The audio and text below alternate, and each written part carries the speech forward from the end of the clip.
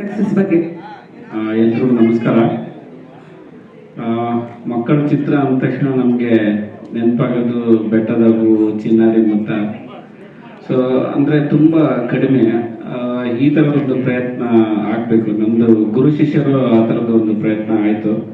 So ಈ ಥರ ಪ್ರಯತ್ನ ಆಗಿ ನಾನು ನೋಡಿದೆ ವಿಡಿಯೋ ಕ್ಲಿಪ್ಪಲ್ಲಿ ಎಷ್ಟೋ ಸ್ಕೂಲ್ ಮಕ್ಕಳು ಎಲ್ಲ ನೋಡಿ ಎಂಜಾಯ್ ಮಾಡ್ತಾ ಇದ್ರು. ಅಂದರೆ ಸಿನಿಮಾ ಒಂದು ಮನೋರಂಜನೆ ಜೊತೆಗೆ ಕೆಲವು ವಿಚಾರಗಳನ್ನು ಎಲ್ಲರಿಗೂ ತಲುಪಿಸ್ಬೇಕಂದ್ರೆ ಮಕ್ಕಳಿಗೆ ತಲುಪಿಸಬೇಕಾದ ವಿಚಾರಗಳು ಇರ್ತವೆ. ಸೊ ಅವ್ರಿಗೆ ತಲುಪಿಸೋದು ವೆಂಕಟೇಶ್ ಅವರು ಈಗ ಹೇಳಿದ ಎಲ್ಲ ಸ್ಕೂಲ್ಗಳಲ್ಲಿ ಇದನ್ನ ಹಾಕೋ ಒಂದು ಪ್ರಯತ್ನ ನಡೀತಾ ಇದೆ ಅಂತ ತುಂಬ ಖುಷಿ ಆಯಿತು. ಮತ್ತೆ ಇದ್ರ ಜೊತೆಗೆ ಸರ್ಕಾರ ಎಲ್ಲ ಮಕ್ಕಳ ಚಿತ್ರಕ್ಕಾಗಿ ಅವಾರ್ಡ್ಗಳು ಈ ಸಿನಿಮಾಗೆ ಸಿಗಲಿ ಅಂತ ಕೇಳ್ಕೊಳ್ತಾ ನನ್ನ ಮಾತು ಮುಗಿಸ್ತೀನಿ. Thank you. ಖುಷಿಯಾದ ಒಂದು ಸಂಗತಿ ಅಂತ ಹೇಳ್ಬೋದು. ಯಾಕಂದರೆ ಮೋಹನ್ ಸರ್ ಹೇಳ್ದಂಗೆ ಇವತ್ತಿನ ಪರಿಸ್ಥಿತಿಯಲ್ಲಿ ಸಿನಿಮಾ ಜನ ಬರ್ತಿಲ್ಲ, ನೋಡ್ತಿಲ್ಲ ಅಂತ ಯಾವಾಗಲೂ ಒಂದು ಮಾತು ನಡೀತಾ ಇರೋ ಮಧ್ಯದಲ್ಲಿ ಇವತ್ತೊಂದು 50 days ಅನ್ನು ಕಂಪ್ಲೀಟ್ ಮಾಡಿದರೆ. So wishing all the best. And Raghavendra Reddy sir ನಾನು ಪರಿಚಯ ಆಗಿದ್ದು ಕ್ರಿಕೆಟಲ್ಲಿ.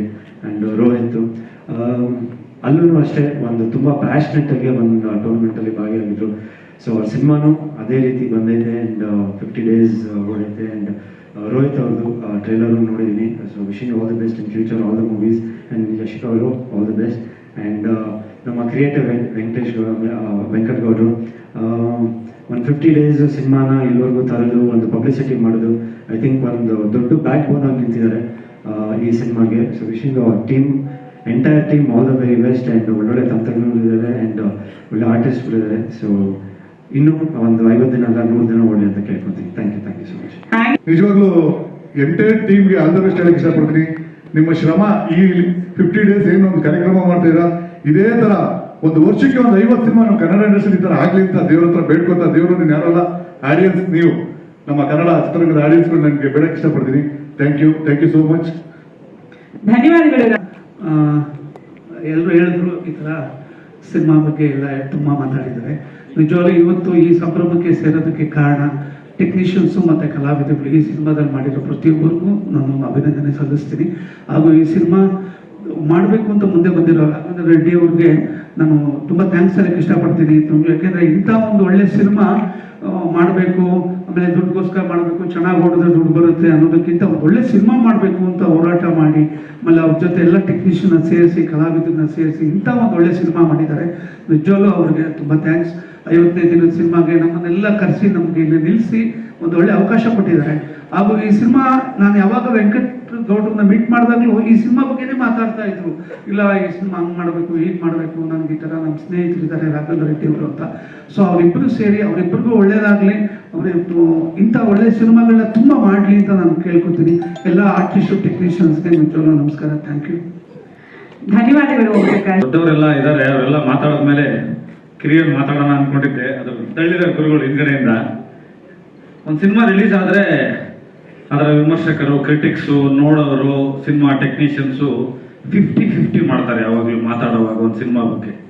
ತಮ್ಮ ಸೋಷಿಯಲ್ ಮೀಡಿಯಾ, ತಮ್ಮ ಡಿಜಿಟಲ್ ಮೀಡಿಯಾ, ತಮ್ಮ ಮಾಧ್ಯಮಗಳನ್ನ ಒಂದು ಸಿನಿಮಾನ ಬಗ್ಗೆ ಮಾತಾಡೋದಕ್ಕೆ, ಚರ್ಚೆ ಮಾಡೋದಕ್ಕೇನೆ ಬಳಸಲ್ಲ. ಅದ್ರಲ್ಲಿ ನಮ್ಮ ವೀರಕಪುತ್ರ ಶ್ರೀನಿವಾಸ್ ಅವರು ಇದ್ದಾರೆ. ಅವರು ಸಿನಿಮಾಗೆ ಪರೋಕ್ಷವಾಗಿ ಪ್ರತ್ಯಕ್ಷವಾಗಿ 2 ಥರದಲ್ಲಿದ್ರು. ಒಂದು ಸಣ್ಣ ಪುಸ್ತಕ ಬಂದಿರ್ಬೋದು, ಯಾವುದೇ ಸಿನಿಮಾ ಇದ್ರೂ ದುಡ್ಡು ಕೊಟ್ಟು ನೋಡಿ ಅದರ ಬಗ್ಗೆ ಪುಟಗಟ್ಟಲೆ ಬರೀತಾರೆ. ಅಂಥವ್ರ ಸಂಖ್ಯೆ ಜಾಸ್ತಿ ಆಗಬೇಕು. ಇದು 50 days ಬಂದಿದೆ ಅಂದ ತಕ್ಷಣ ನಾವು ಎಲ್ಲ ಪತ್ರಕರ್ತರಾಗಿದ್ದ ಕಾಲದಲ್ಲಿ ಗ್ರೀನ್ ಹೌಸ್ ಅಲ್ಲಿ ಪಾರ್ಟಿಗಳು ನಡೀತಾ ಇತ್ತು. ಆಮೇಲೆ ಮೊದಲನೇ ದಿನಕ್ಕೆ ಸಕ್ಸಸ್ ಮೀಟ್ ಮಾಡೋರು. ಅದಕ್ಕೆ 1ನೇ ದಿನದಲ್ಲೇ ಹೆಂಗ್ ಸಕ್ಸಸ್ ಆಯ್ತು ಸಿನಿಮಾ ಅನ್ನೋದು ಗೊತ್ತಾಗ್ತಿರಲ್ಲ ಅವಾಗ. ಆ ಡೌಟ್ ಅಲ್ಲಿ ಇದ್ವಿ. ಅದಾದ್ಮೇಲೆ ಇವತ್ತು ಒಂದು ಸಿನಿಮಾ ಸಕ್ಸಸ್ ಆಗಿದೆ. ಸಕ್ಸಸ್ ಅನ್ನೋದಕ್ಕೆ 100 ಅರ್ಥಗಳಿದ್ದಾವೆ. ಅದು ಜನರನ್ನ ತಲುಪಿದೆ ಅಂತಾನೋ, ಹಣ ಮಾಡಿದೆ ಅಂತಾನೋ, ಅಥವಾ ಗೆದ್ದಿದೆ ಅನ್ನೋದಕ್ಕೆ ಗೆಲುವಿಗೆ 100 ಅರ್ಥ ಇರುವಾಗ ಒಂದು ಸಿನಿಮಾ ಗೆದ್ದಿದೆ ಅಂತ ವೆಂಕಟ್ ಗೌಡ ಮತ್ತು ಅವ್ರ ಟೀಮ್ ಎಲ್ಲ ಸೇರಿ ಇಷ್ಟು ಜನರನ್ನ ಸೇರಿಸಿ ಸಂಭ್ರಮ ಪಡ್ತಾ ಇದ್ದಾರೆ ಅನ್ನೋದು ಸಿನಿಮಾದಲ್ಲಿ ನಿಜಕ್ಕೂ ಯುಗಾದಿ ಹಬ್ಬ ಇದ್ದಂಗೆ. ಇದನ್ನ ನೋಡೋದು ಭಾರಿ ಅಪರೂಪ. ಇವತ್ತು ನಮ್ಮ ಸಿನಿಮಾ ಗೆದ್ದಿದೆ ಅಂತ ಓಪನ್ ಆಗಿ ಯಾವ ಮೇಕರ್ಸು ಹೇಳ್ಕೊಳ್ಳಕ್ಕೆ ಇಷ್ಟಪಡ್ತಾ ಇಲ್ಲ. ಇವತ್ತು ನಾನಾ ಕಾರಣಗಳಿದಾವೆ ಅದಕ್ಕೆ. ಅಷ್ಟು ಬಿಸ್ನೆಸ್ ಆಯ್ತು, ಇಷ್ಟು ಬಿಸ್ನೆಸ್ ಆಯ್ತು, ಇಷ್ಟು ಟಿಕೆಟ್ ಹೋಯ್ತು, ಇಷ್ಟು ಪರ್ಸೆಂಟೇಜ್ ಆಯ್ತು. ಇವಾಗ ಒಂದು ಲೆಕ್ಕ ಬಂದಿದೆ ಬುಕ್ ಮೈ ಶೋನಲ್ಲಿ, ಇಷ್ಟು ಅವರಲ್ಲಿ, ಇಷ್ಟು ಥಿಯೇಟರ್ ಅಲ್ಲಿ ಇಷ್ಟು ಟಿಕೆಟ್ ಬುಕ್ ಆದ್ರೆ ಮಾತ್ರ ಈ ಹೀರೋಗೆ ಬೆಲೆ ಅಂತ. ಅದರಲ್ಲಿ ರಾಘವೇಂದ್ರ ರೆಡ್ಡಿ ಅವರು ತಮ್ಮ ಮಗನನ್ನಿಟ್ಕೊಂಡು ಒಂದು ಒಂದು ಒಂದು ಹೆಣ್ಣು ಮಗಳ ಭಾರತಿ ಅನ್ನೋ ಒಂದು ಹೆಣ್ಣು ಮಗಳ ಕಥೆಯನ್ನು ಮಾಡಿದ್ದಾರೆ. ಅಂದ್ರೆ ಅವರಿಗೆ ಸನ್ ಸ್ಟ್ರೋಕ್ ಇಲ್ಲ ಅಂತ ಅರ್ಥ. ತನ್ನ ಮಗ ಇದ್ರೂ ಕೂಡ ತನ್ನ ಮಗನ ಹೀರೋ ಸೆಂಟ್ರಿಕ್ ಸಿನಿಮಾ ಮಾಡಬಹುದಾಗಿತ್ತು. ಅವರಿಗೆ ಈ ಸನ್ಸ್ಟ್ರೋಕ್, ಈ ಸೂರ್ಯನ ಬಿಸಿಲು ಹೊಡೆತದೆ ಕೆಲವರಿಗೆ, ನಿರ್ಮಾಪಕರುಗಳು ಮಗನ್ನೇ ಹೀರೋ ಮಾಡಬೇಕು ಅನ್ನೋದು, ಅದನ್ನ ದಾಟಿದ್ದಾರೆ. ಆದ್ರೆ 50 ದಿನ ಆಗಿದೆ. ಆದ್ರೆ ಈ 3 ವಿಷಯಗಳು ಈ ಸಿನಿಮಾದಲ್ಲಿ ಚರ್ಚೆ ಆಗ್ಬೇಕಾಗಿತ್ತು. ಪ್ರಸನ್ನ ಅವರು ಕೂಡ ನನಗೆ ಗೆಳೆಯರೇ, ನನಗೂ ಅವ್ರಿಗೂ ಐಡಿಯಾಲಜಿಕಲಿ ಡಿಫರೆನ್ಸ್ ಇರ್ಬೋದು. ಈ 3 ವಿಷಯ ಯಾಕೆ ಚರ್ಚೆ ಆಗಲಿಲ್ಲ ಅಂತ ಅಟ್ಲೀಸ್ಟ್ ಇನ್ 50 ಡೇಸ್ಗೆ ಈ ಪಾಯಿಂಟ್ಗಳು ಚರ್ಚೆ ಆಗಲಿ ಅನ್ನೋ ಕಾರಣಕ್ಕೆ ಮಾತಾಡ್ತಾ ಇದ್ದೀನಿ. ವಿವಾದ ಮಾಡಬೇಕು ಅಂತ ಅಲ್ಲ. ಮೊದಲನೇದು, ಈ ಸಿನಿಮಾ ಸಂವಿಧಾನ ಬದಲಾವಣೆಗೆ ಪೂರಕವಾಗಿ ಈ ಸಿನಿಮಾ ಮಾತಾಡುತ್ತೆ ಅನಿಸುತ್ತೆ. ನಾನು ಈ ಸಿನಿಮಾ ನೋಡಿದ್ದೀನಿ, ಗೌಡರೆಲ್ಲ ಕರೆದಿದ್ರು. ತುಂಬಾ ಚರ್ಚೆ ಆಗ್ಬೇಕಾದಂತ ವಿಚಾರ, ಎಲ್ಲರೂ ನೋಡ್ಬಿಟ್ಟು ಮಾತಾಡ್ಬೇಕು ಈ ಸಿನಿಮಾದ ಬಗ್ಗೆ. ಸಂವಿಧಾನ ಬದಲಾವಣೆ ಆಗ್ಬೇಕಾ ಬೇಡವಾ ಅಂತ 7ನೇ 8ನೇ ತರಗತಿ ಓದ್ತಿರ್ತಕ್ಕಂಥ ಚರ್ಚಾಸ್ಪರ್ಧೆನಲ್ಲಿ ಬರುವಂತ ವಿಚಾರದಲ್ಲಿ ಆದ್ರೆ ಒಳ್ಳೇದು ಅನ್ನೋ ತರದಲ್ಲಿ ಮಾತಾಡುತ್ತೆ. ಎರಡನೇದು, ಟಿಪ್ಪು ಸುಲ್ತಾನ್ ಕನ್ನಡ ವಿರೋಧಿ, ರಾಜ್ಯದ್ರೋಹಿ, ದೇಶದ್ರೋಹಿ, ಅವರಿಂದ ಈ ದೇಶಕ್ಕೆ ಏನು ಆಗಿಲ್ಲ ಅನ್ನೋದನ್ನ ತುಂಬಾ ಗಟ್ಟಿಯಾಗಿ ಪ್ರತಿನಿಧಿಸುತ್ತೆ. ಮೂರನೇದು, ಎಲ್ಲೋ ನಾರ್ತ್ ಸಿನಿಮಾಗಳೆಲ್ಲ ನೋಡ್ತಾ ಇದ್ವಿ, ಒಂದು ನೈತಿಕ ಪೊಲೀಸ್ ಗಿರಿಯನ್ನ ಒಬ್ಬ ಹೀರೋ, ಒಬ್ಬ ಯುವಕ ಬಂದುಬಿಟ್ಟು ತಾನೇ ಕಾನೂನಿನ ಅಧಿಕಾರ ಕೈ ತಗೊಂಡು ಒಂದಷ್ಟು ಹೋರಾಟ ಮಾಡ್ತಾನೆ ಅನ್ನೋದನ್ನ ಹೇಳುತ್ತೆ. ಅವ್ರಿಗೂ ಅಶ್ವಿನ್ ಇಲ್ಲೇ ಇದ್ದಾರೆ, ನನ್ನ ಗೆಳೆಯರು. ಖಾಕಿಗೂ ಮತ್ತು ಅವ್ರಿಗೂ ನಡೀತಕ್ಕಂಥ 3 ವಿಷಯಗಳನ್ನ ಹೇಳಿದ್ವಿ. ಇದು 3 ವಿಷಯ ಇವತ್ತು ಭಾರತದಲ್ಲಿ ತುಂಬಾ ದೊಡ್ಡದಾಗಿ ಚರ್ಚೆ ಆಗ್ತಾ ಇರೋದು. ಎಲ್ಲೋ ಹಿಂದಿ ಸಿನಿಮಾ ತಾಜ್ ಮಹಲ್ ನಿಜವಾಗ್ಲೂ ಶಾಜಹಾನ್ ಕಟ್ಟಿದ್ದ ಅಥವಾ ಬೇರೆ ಯಾರೋ ಕಟ್ಟಿದ್ರ ಅನ್ನೋದಕ್ಕೆ ಚರ್ಚೆ ಮಾಡೋದಕ್ಕೆ ಅಷ್ಟು ದೊಡ್ಡ ಚರ್ಚೆ ನಡೀತಾ ಇದೆ. ಒಂದು ಕನ್ನಡ ಸಿನಿಮಾ ಈ 3 ವಿಷಯಗಳನ್ನ ಹೇಳಿದೆ. ಏನೇ ಡಿಫ್ರೆನ್ಸ್ ಇದ್ರೂ ಒಂದು ಸಂವಾದ ಆಗ್ಬೋದಲ್ವಾ ಅನ್ನೋದು ನನ್ನ ಪ್ರಶ್ನೆ. ಆ ಸಂವಾದ ಯಾಕೆ ಆಗ್ತಿಲ್ಲ ಅನ್ನೋದು ಕೂಡ ಪ್ರಶ್ನೆ. ಈಗ ಶ್ರೀಕೈ ಚಂದ್ರು ಸರ್ ಇದ್ದಾರೆ, ಮೋಸ್ಟ್ ಸೀನಿಯರ್ ಆಕ್ಟರು, ಎಲ್ಲಾ ತರದಲ್ಲೂ ಒಂದು ಅನುಭವ ಇರೋರು. ಅವರು ಒಂದು ಟೀಚರ್ನ ಪಾತ್ರ ಮಾಡಿದ್ದಾರೆ. ಅದ್ರ ಮುಖಾಂತರ ತುಂಬಾ ವಿಷಯಗಳನ್ನ ಈ ಸಿನಿಮಾದಲ್ಲಿ ಹೇಳಿಸಿದ್ದಾರೆ. ನಾನೇನ್ ಹೇಳೋದಕ್ಕೆ ಇಷ್ಟಪಡ್ತಾ ಇದ್ದೀನಿ ಅಂದ್ರೆ, ಒಂದು ಕಷ್ಟಪಟ್ಟು ಒಬ್ಬ ನಿರ್ದೇಶಕ, ಒಂದು ಟೀಮು ಸಿನಿಮಾ ಮಾಡಿದಾಗ ಸಕ್ಸಸ್ ಅಂತ ಆದಾಗ ಅಥವಾ ಫೇಲ್ಯೂರ್ ಏನೇ ಆಗ್ಲಿ, ಈ ತರದ ವಿಷಯಗಳು ಹೆಚ್ಚು ಚರ್ಚೆ ಆಗ್ಬೇಕು ಅಂದ್ರೆ ಜನ ಥಿಯೇಟರ್ಗೆ ಬರ್ಬೇಕು, ತಾವಾಗಿ ಟಿಕೆಟ್ ಕೊಡ್ಬೇಕು, ಸಿನಿಮಾ ನೋಡ್ಬೇಕು. ಸಿನಿಮಾ ನೋಡಿ ಇಂಥ ಎಲ್ಲ ವಿಷಯಗಳು ಚರ್ಚೆ ಆಗ್ಬೇಕು. ಆದಾಗ ಆ ಸಿನಿಮಾ ಮೇಕರ್ಸ್ಗೆ, ಸಿನಿಮಾ ತಂಡಕ್ಕೆ ಒಂದು ಗೌರವ. ಯಾಕಂದ್ರೆ ಸಿನಿಮಾ ಇರೋದೇ ಪರಿಷ್ಕರಣೆ ಮಾಡಕ್ಕೆ, ಜಗತ್ತನ್ನ ತಿದ್ದೋದಕ್ಕೆ. ಸಿನಿಮಾ ಅನ್ನೋದು, ಸಿನಿಮಾ ಥಿಯೇಟರ್ ಅನ್ನೋದು ಒಂದು ದೇವಸ್ಥಾನ, ಜಗತ್ತಿನ ಅತಿ ದೊಡ್ಡ ಐಡಿಯಾಲಜಿ ಅಂತ ನಾನು ನಂಬಿದ್ದೀನಿ. ಅಂಥದ್ದೊಂದು ಪ್ರಯತ್ನ ಮಾಡಿದೆ. All the best. ಎಲ್ಲರಿಗೂ ಶುಭಾಶಯ ಹೇಳ್ತಾ ನನ್ನ ಮಾತನ್ನು ಮುಗಿಸ್ತೀನಿ. ನಮಸ್ಕಾರ. ಬಹಳ ವಿಮರ್ಶೆ. ನಮಸ್ಕಾರ. ನಾನು ಗೆಳೆಯ, ನನ್ನ ಆತ್ಮೀಯರು ರಾಘವೇಂದ್ರ ರೆಡ್ಡಿ, ನನ್ನ ಸ್ನೇಹಿತರು, ಮಳವಳ್ಳಿ ಪ್ರಸನ್ನ ಅವರು ನಮ್ಮ ಪತ್ರಿಕೆಯ ಸಂಪಾದಕರಾಗಿದ್ದಂಥವರು ಮತ್ತು ಭಾಳ ದೊಡ್ಡ ಬರಹಗಾರರು. ಬಟ್ ಅವರಿಗೆ ಬರಹಕ್ಕಿಂತ ಸಿನಿಮಾದ ಮೇಲೆ ಹುಚ್ಚು ಪ್ರೀತಿ, ಅತೀವವಾದ ಪ್ರೀತಿ, ಅದು ಇಲ್ಲಿ ತನಕ ಕರ್ಕೊಂಡು ಬಂದಿದೆ ಅವರನ್ನು. ಯಾವಾಗ ನಾವು ಯೂಟ್ಯೂಬಲ್ಲಿ ಕೌಂಟ್ಗಳನ್ನು ಶುರು ಮಾಡಿದ್ವೋ, 1 ಮಿಲಿಯನ್ 2 ಮಿಲಿಯನ್ಸ್ ಅಂತ ಹೇಳ್ಬಿಟ್ಟು, ಅವತ್ತು ನಾವು ಥಿಯೇಟ್ರಲ್ಲಿ ಡೇಸನ್ನು ಕೌಂಟ್ ಮಾಡೋದು ಬಿಟ್ಬಿಟ್ವಿ. 25 ದಿವಸ ಅಂತ ಪೋಸ್ಟ್ ನೋಡಿನೇ ಎಷ್ಟೊಂದು ದಿವಸ ಆಗೋಗಿತ್ತು.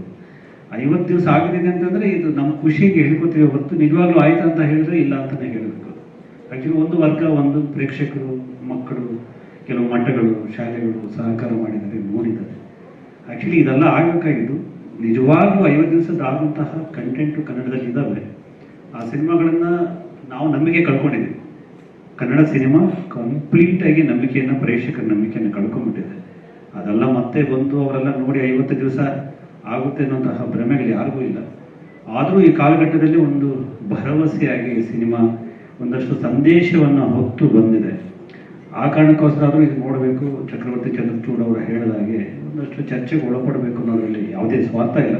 ಯಾಕಂದರೆ ಆಗಲೇ ನಿರೂಪಕಿ ಸ್ನೇಹ ಮಾತಾಡ್ತಾ ಹೇಳಿದವರು ಯಾವುದೇ ಫಲಾಪೇಕ್ಷೆ ಇಲ್ಲದೆ ಈ ಸಿನಿಮಾ ಮಾಡಿದ್ದಾರೆ ಅಂತ.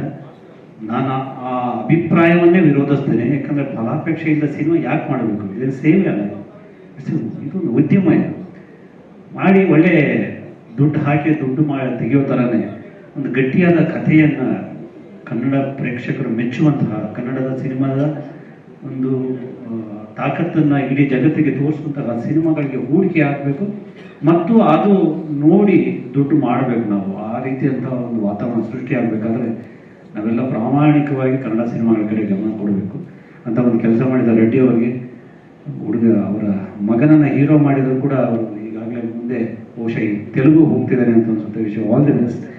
ಆಮೇಲೆ ಈ ಹುಡುಗಿನ ಇವರು 50 ದಿವಸ ಸಿನಿಮಾ ಅಂತ ಹೇಳಿ ನಂಬಿಸ್ತಿದ್ದಾರೆ, ನಾವು ನಂಬಿ ಇಲ್ಲಿ ಬಂದಿದ್ದೀವಿ. ಮತ್ತೆ ಆ ಹುಡುಗಿನ ಹೀರೋಯಿನ್ ಇಟ್ಬಿಟ್ಟು ಬಾಲನಟಿ ಅಂತ ಹೇಳ್ತಿದ್ದಾರೆ, ಅದನ್ನು ನಂಬಬೇಕೀಗ. ಮತ್ತೆ ಮಕ್ಕಳ ಸಿನಿಮಾ ಅಂತ ಬೇರೆ ಹೇಳ್ತಿದ್ದಾರೆ, ಅದನ್ನು ನಂಬ್ತಾ ಇದ್ದೀವಿ. ಸೊ ಇಷ್ಟೊಂದು ನಂಬಿಕೆಗಳನ್ನು ಇಟ್ಕೊಂಡು ಕನ್ನಡದ ಮೇಲಿನ ಪ್ರೀತಿಗೋಸ್ಕರ ಇಲ್ಲಿ ಬಂದಿದ್ದೀವಿ. Prasanna sir, all the best. ನನಗೆ ವೆಂಕಟ್, ಆಲ್ ದಿ ಬೆಸ್ಟ್, ಒಳ್ಳೆಯದೇ ಆಗಲಿ. ಮೊನ್ನೆ ನಮ್ಮ ಆಫೀಸಲ್ಲಿ ಒಂದು ಮೂಮೆಂಟ್ ಬಿದ್ದಿತ್ತು. ನಮ್ಮ ಹುಡುಗ ಅದೆಲ್ಲ ಎಸ್ತಿದ್ದ. ನಾನು ಪಾಸ್ ಆಗ್ತಾ ನೋಡಿದೆ 100 days ಟು ಶೀಲ್ಡ್ ಅನ್ನೋ ಪಿಕ್ಚರ್. ನಾನು ಬಾಯಿಗೆ ಬಂದಂಗೆ ಬೈದು ಅದನ್ನು ತೆಗೆಸಿಟ್ಟೆ. ಇದು ಯಾಕೆ ಹೇಳ್ತಾ ಇದ್ದಾರೆ, ಇನ್ನು ಮುಂದಕ್ಕೆ ನಾವು 100 daysಗಳು ಸಿಲ್ವರ್ ಜೂಬ್ಲಿಗಳು ನೋಡುವ ಸಾಧ್ಯತೆ ತುಂಬ ಕಡಿಮೆ ಇದೆ. ಅಂತ ಒಂದು ದೊಡ್ಡ ಪೈಪೋಟಿ ಯುಗದಲ್ಲಿ ನಾವು ಕಾಲಿಟ್ಟಾಗಿದೆ.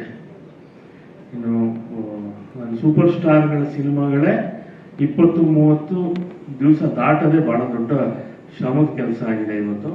ಇಂಥ ಸಂದರ್ಭದಲ್ಲಿ ಒಂದು ಕನ್ನಡ ಪರವಾದ ಮತ್ತು ವಿದ್ಯಾರ್ಥಿಗಳಿಗೆ ಬಹಳ ಮತ್ತು ಮುಂದಿನ ಪೀಳಿಗೆಗೆ ಒಂದು ಕಿವಿ ಮಾತು ಹೇಳುವಂಥ ಕನ್ನಡದ ಧ್ವನಿಯನ್ನ ಬಹಳ ಸ್ಪಷ್ಟವಾಗಿ ಇಡೀ ಸಿನಿಮಾದಲ್ಲಿ ಬಿಂಬಿಸಿರುವಂಥ ಒಂದು ಸಿನಿಮಾದ ರಿಲೀಸ್ ಮಾಡೋದೇ ಒಂದು ಗಜಪ್ರಸವ. ಅಂಥದ್ರಲ್ಲಿ ಸಿನಿಮಾ ಆದ ಮೇಲೆ ಅದೊಂದು ಮುಖ್ಯವಾಹಿನಿಯಿಂದ ಹೊರಗುಳಿಯುವಾಗ ಎಲ್ಲರೂ ಕೈ ಬಿಟ್ಬಿಡ್ತಾರೆ. ಸಾಮಾನ್ಯವಾಗಿ ಆಯ್ತು ಬಿಡಪ್ಪ, ಏನೋ ಹೋಯ್ತು ಬಂತು ಅನ್ನೋ ಥರ. ಆದರೆ ರಾಘವೇಂದ್ರ ರೆಡ್ಡಿ ಅವರು, ಪ್ರಸನ್ನ ಅವರು, ಒಂದು ರೀತಿ ನಮ್ಮ ವೆಂಕಟ್ ಎಲ್ಲ ಬಹಳ ಹಠಮಾರಿಗಳು, 3 ಹಠಮಾರಿಗಳೇ. ಆ ಸಿನಿಮಾನ ನಾವು ಜನಕ್ಕೆ ತಲುಪಿಸ್ಲೇಬೇಕು, ಬೇರೆ ಬೇರೆ ಕಡೆಗೆ ತಲುಪಿಸ್ಲೇಬೇಕು ಅಂತ ಹೇಳಿ ಆ ಸಿನಿಮಾ ತಲುಪಿಸೋದಿದೆಯಲ್ಲ, ಇದು ನಮಗೆ ಒಂದು ಮಾದರಿ ಅಂತ ನಾನು ಹೇಳಕ್ಕೆ ಬಯಸ್ತೀನಿ. ಒಂದು ಮಾದರಿ ಇದು. ನಾವು ಇದನ್ನ ಬೇರೆ ಬೇರೆ ಸಿನಿಮಾಗಳು ಕೂಡ ಇದನ್ನ ಫಾಲೋ ಮಾಡಬೇಕು ಅಂತ. ಯಾಕಂದ್ರೆ ಒಳ್ಳೆ ಕಂಟೆಂಟ್ ಅನ್ನ ರೀಚ್ ಮಾಡಿಸ್ಲೇಬೇಕು. ಆ ರೀಚ್ ಮಾಡಕ್ಕೆ ಏನೇನು ದಾರಿಗಳು ಸಾಧ್ಯತೆಗಳಿದೆಯೋ ಅದನ್ನ ಹುಡ್ಕೊಂಡು ಮಕ್ಕಳು ನಾವು ಅದನ್ನು ನೋಡಿದಾಗ ಸ್ಟೋರಿಯಲ್ಲಿ ನೋಡುವಾಗ ಗೊತ್ತಾಗುತ್ತೆ ಆ ಮಕ್ಕಳೆಲ್ಲ ಎಷ್ಟು ಎಂಜಾಯ್ ಮಾಡ್ತಿದ್ರು, ಎಷ್ಟು ಖುಷಿಯಾಗಿದ್ರು ಅಂತ. ಸೊ ಈ ಥರದೊಂದು ಪ್ರಯತ್ನ ಮಾಡಿದಾರಲ್ಲ, ಆ ಪ್ರಯತ್ನ ಮಾಡಿ 50 ದಿವಸಕ್ಕೆ ತಂದು ನಿಲ್ಲಿಸಿ ಇವತ್ತು ಒಂದು ಸಂಭ್ರಮ ಹಬ್ಬ ಮಾಡ್ತಿದ್ದಾರೆ. ಈ ಹಬ್ಬದಲ್ಲಿ ನಾವುಗಳು ಪಾಲ್ಗೊಂಡಿರೋದು ನಮಗೂ ಸಂತೋಷ. ಇಂಥ ಪ್ರಯತ್ನಗಳು ಮತ್ತೆ ಮತ್ತೆ ಆಗ್ತಾ ಇರಲಿ.